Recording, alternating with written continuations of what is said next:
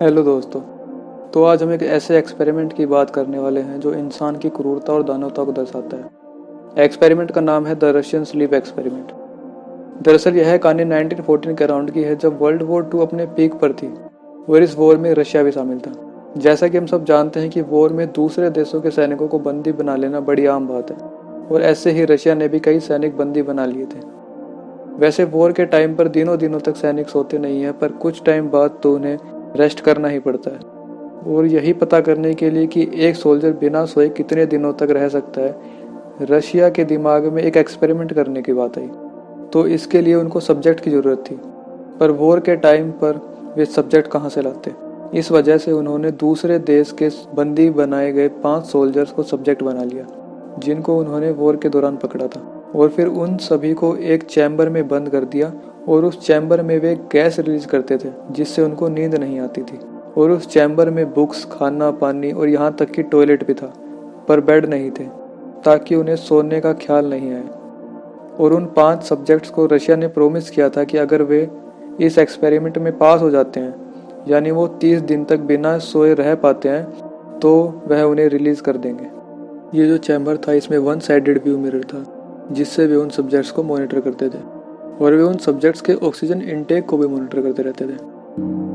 पहले 1-2 दिनों तक सब नॉर्मल था। इसके बाद वे अपने ट्रॉमेटिक इंसिडेंट्स और पास्ट लाइफ की बातें करने लगे, और धीरे धीरे उनकी बातें लाइफ के ट्रॉमेटिक इंसिडेंट तक ही रह गई थी। और 5वें दिन देखा गया कि सारे सब्जेक्ट्स काफ़ी पैरानॉइड बिहेव कर रहे थे, और उनकी बातें काफ़ी डिप्रेसिंग होती जा रही थी। और उन्होंने अब आपस में बातें करना बंद कर दिया था और अपने माइक्रोफोन में धीरे धीरे बोलना शुरू कर दिया था। 5वें दिन से 9वें दिन के बीच में उन 5 सब्जेक्ट में से एक सब्जेक्ट ने एकदम से रैंडम मूवमेंट पर चिल्लाना शुरू कर दिया, और वह लगातार 3 घंटों तक चिल्लाता रहा, जिसके कारण उसकी आवाज़ निकलनी तक भी बंद हो गई थी। इसके बाद जब उसे चेक किया गया तो पता चला कि उसने अपनी वोकल कॉर्ड खराब कर लिया। इस सब्जेक्ट के चिल्लाने के ठीक 3 दिन बाद दूसरे सब्जेक्ट ने चिल्लाना शुरू किया, और उसने भी अपनी वोकल कॉर्ड खराब कर ली। बाकी के बचे 3 सब्जेक्ट्स ने किताबों के पन्नों को उन मिरर पर चिपका दिया, जहां से वो रिसर्चर्स उन पर नज़र रखते थे। अब चैम्बर में कोई आवाज़ नहीं थी, जिसकी वजह से रिसर्चर्स को हर घंटे में माइक्रोफोन चेक करने पड़ते थे। रिसर्चर्स ने यह देखा कि इन दिनों सब्जेक्ट्स पहले के मुकाबले ज़्यादा ऑक्सीजन कंज्यूम कर रहे थे। अब रिसर्चर्स को कोई भी रिस्पॉन्स नहीं मिल रहा था, तो उन्होंने एक अनाउंसमेंट की कि अब हम चैम्बर के अंदर आ रहे हैं, हम सिर्फ माइक्रोफोन चेक करने के लिए अंदर आ रहे हैं, तो आप सभी ज़मीन पर लेट जाएं।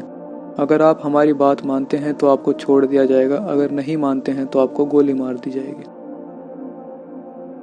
15वें दिन की रात रिसर्चर्स उस गैस को बंद कर देते हैं, जिसके बाद चैम्बर से सब्जेक्ट्स के चिल्लाने की आवाज़ आती है, गैस को ऑन कर दो, गैस को ऑन कर दो।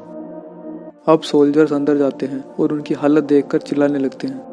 उन्होंने देखा कि 5 सब्जेक्ट जिंदा तो थे, लेकिन उनकी हालत बहुत ज़्यादा ख़राब थी, और इन सब्जेक्ट्स ने 5 दिनों से कुछ नहीं खाया था।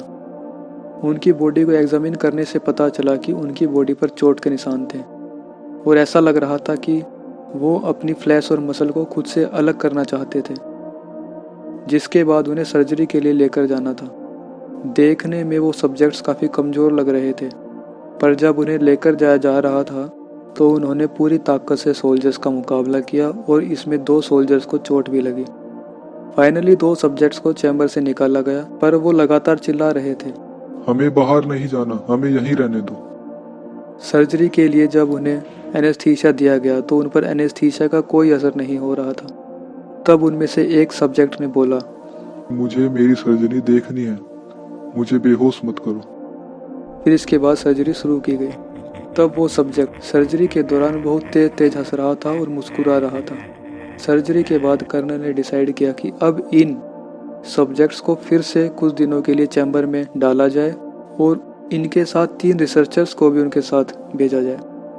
यह सुनकर एक रिसर्चर्स ने अपनी गन कर्नल की तरफ पॉइंट करी और कर्नल को गोली मार दी। इसके तुरंत बाद वह चैम्बर में गया और उन बाकी 3 सब्जेक्ट्स को देखकर चिल्लाया।